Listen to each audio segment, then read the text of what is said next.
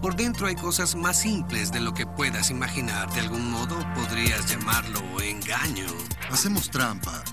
Los juegos hacen trampa con su inteligencia artificial. Pero no hay duda al respecto. Sin inteligencia artificial, incluso los juegos de disparos serían mucho más pobres de lo que son. Lo que define todo sobre la inteligencia artificial es la capacidad de un juego de reaccionar a lo que haces en lugar de reaccionar a lo que yo diseñé.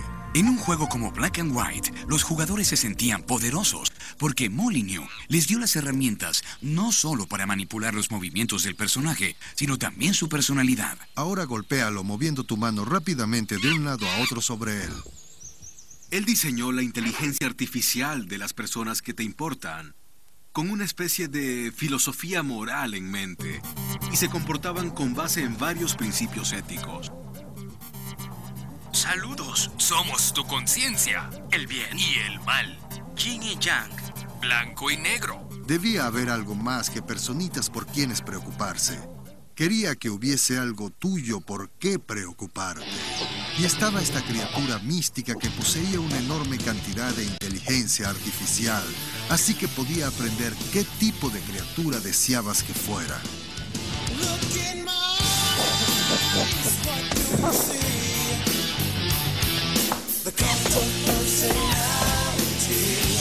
Si deseabas crear la criatura más maligna, cruel, devoradora de personas, aquella que saldría a destruirlo todo, podías hacerlo.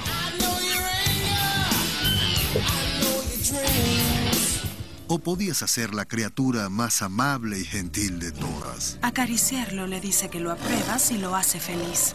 Así que el juego realmente trataba de que si tuvieras el poder total, ¿qué harías con él? A principios de los años 90 entró en vigor un nuevo orden mundial, pero con muchos problemas.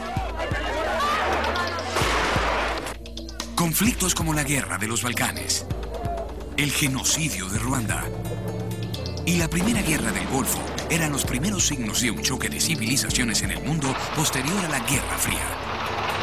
Con el mundo cambiando tan drásticamente, era muy atractivo para el jugador tomar su turno en resolver los problemas mundiales. En un juego como Civilization de Sid Meier, el jugador era el gobernante de su propio imperio. La inspiración para Civilization era comenzar muy pequeño, pero al final del juego conquistarías el mundo y crearías uno en el que tuviste un rol en su formación. Civilization trata esencialmente sobre construir un imperio que resista la prueba del tiempo, en su forma más simple. ¿Quién no desea tomar algo y convertirlo en el mayor imperio de todos los tiempos, desde la era prehistórica hasta la modernidad? Y hacer todo lo que debas hacer, negociar, comprar y vender, lidiar con líderes despiadados y con otras civilizaciones. ¿Quién no desea sumergirse en ese tipo de experiencia donde siempre estás un paso adelante de la competencia? Los creadores de Civilization, Black and White y SimCity construyeron cajas de arena digitales para que los jugadores diseñaran sus propias historias. Creo que el aspecto más interesante sobre los juegos es el hecho de que son maleables. Cada jugador tendrá una experiencia diferente, lo cual es distinto en las películas, la televisión y los libros, y creo que será un área interesante en la que los juegos se expandan hasta que no solo escojas un camino diferente al mío, sino que el propio juego te observe y aprenda de ti, y luego el juego puede de hecho comenzar a adaptarse a ti de modo único, entretenerte y ser tan personal para ti como tus propios sueños. Tener la sensación de poder total en un juego era divertido, pero para algunos, tener el poder de transformar el propio juego pronto sería aún mucho más emocionante.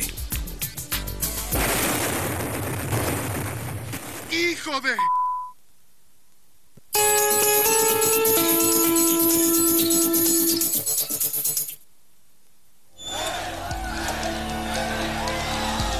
El fin de la Guerra Fría trajo con él grandes libertades y oportunidades. Pero regiones del mundo que una vez fueron estabilizadas por el impasse entre estadounidenses y soviéticos, de pronto explotaron en conflictos.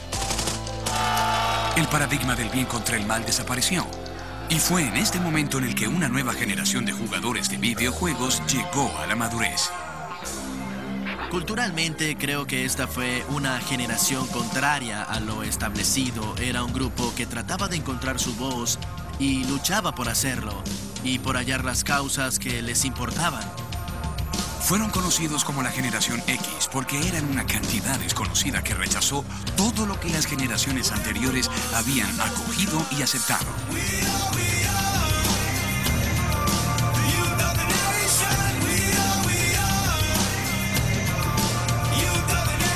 Letras llenas de angustia mezcladas con un poco de rock punk se conoció como música grunge y se convirtió en el himno de una generación que buscaba su propia identidad. A pesar de que rechazaban el estatus, la generación X, también conocida como la tercera generación de jugadores, no rechazó la tecnología. La primera generación apreciaba los juegos como un pasatiempo. La segunda generación realmente sintió que los juegos eran parte de la cultura de entretenimiento.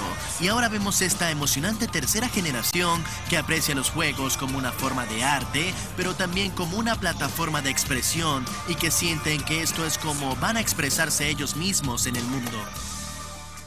Antes de la revolución de par a par de Internet y de sitios como eBay, Napster y MySpace, los videojuegos se convirtieron en un medio que democratizó la creatividad al colocar el poder en manos de los jugadores. Lo interesante a finales de los años 70 y principios de los 80 es que había individuos capaces de crear productos comerciales por sí mismos. Con el tiempo los juegos se hicieron más sofisticados y se requirió un grupo mayor de personas. Se hicieron como las películas donde existía ese sacerdocio de una élite. Debías pertenecer a una compañía de juegos para poder desarrollar uno. Pero algo gracioso sucedió en los años 90. Se crearon herramientas como parte del juego para que las personas que los compraban pudiesen comprar sus propios modelos.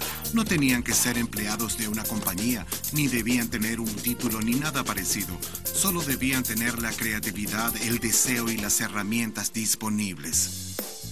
Creo que la generación actual está creciendo en un ambiente de medios diferente. Para ellos, los medios son algo muy maleable que esperan poder controlar. Esperan ser capaces de hacer sus propios CDs, sus propios videos e incluso personalizar cosas en sus juegos.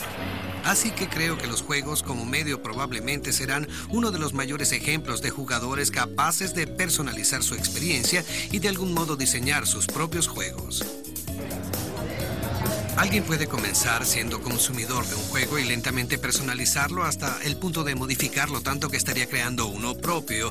Así que hay un paso mínimo entre ser el consumidor de un medio y ser el productor. Cuando antes solía existir un enorme muro y los productores en un lado lanzaban los medios a los consumidores en el otro lado. De muchas maneras eso estaba materializado, el potencial de la revolución del PC que trataba sobre devolver ese poder, esa gran herramienta a las personas, al individuo, pues ellos son quienes nos llevarán por algunos de los caminos más interesantes, innovadores y creativos. Todo lo que le ha permitido a Internet crecer y a esas compañías crecer llegó por esa extensibilidad y personalización, pero al principio la razón por la que estos sujetos comenzaron a hacerlo fue porque ellos eran así, eran hackers.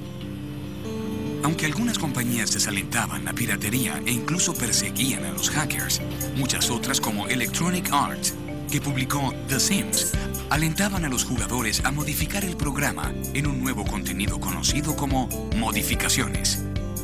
Al observar el auge de los sitios de redes sociales, sitios de video como YouTube y cosas así, si puedes aprovechar el deseo de las personas de crear, entonces podrás extender la experiencia en modos que estas compañías no pueden.